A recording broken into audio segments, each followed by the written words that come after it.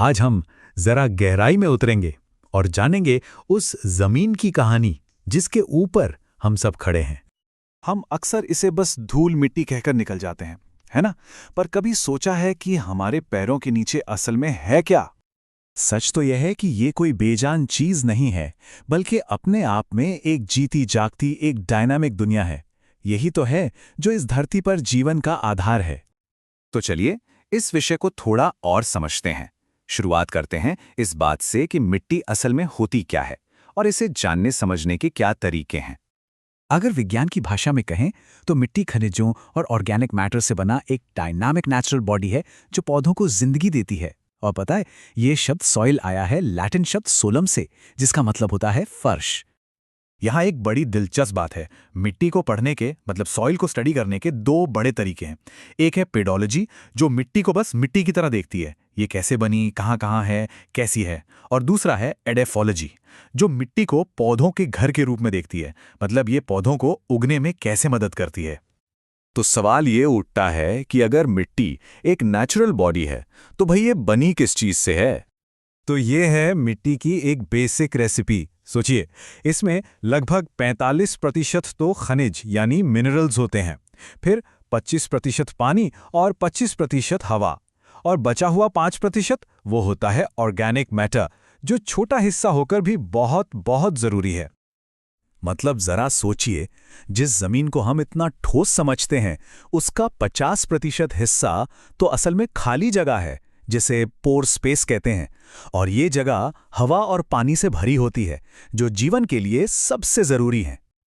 अब बात करते हैं इसके सबसे बड़े हिस्से की, यानी खनिजों की, क्योंकि हर मुट्ठी मिट्टी की कहानी ना लाखों साल पुरानी है। एक ऐसी कहानी जो पत्थरों में लिखी गई थी। देखिए, मिट्टी का बनना एक कमाल का प्रोसेस है, एक पूरी हायरार्की है। सब कुछ शुरू होता है सबसे बेसिक केमिकल बिल्डिंग ब्लॉक्स यानी एलिमेंट्स से। ये एलिमेंट्स जुड़कर बनाते हैं मिनरल्स, फिर ये मिनरल्स जुड़कर बनाते हैं चट्टानें, और फिर हजारों लाखों सालों में जब ये चट्टानें टूटती हैं तब जाकर बनती है मिट्टी।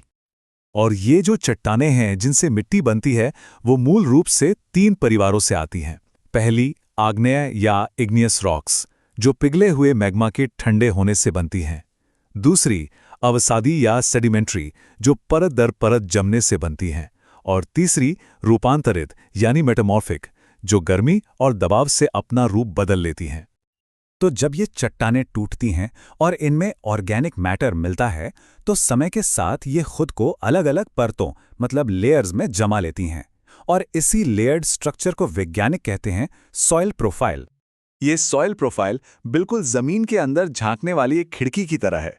जब आप इसे देखते हैं तो ये आपको मिट्टी की पूरी कहानी बताती है, एक एक परत करके। तो सबसे ऊपर होती है ए होराइजन, जिसे हम आम भाषा में टॉप सॉइल कहते हैं। ये सबसे उपजाऊ परत होती है, गहरे रंग की, क्योंकि इसमें ऑर्गेनिक मैटर खूब होता है।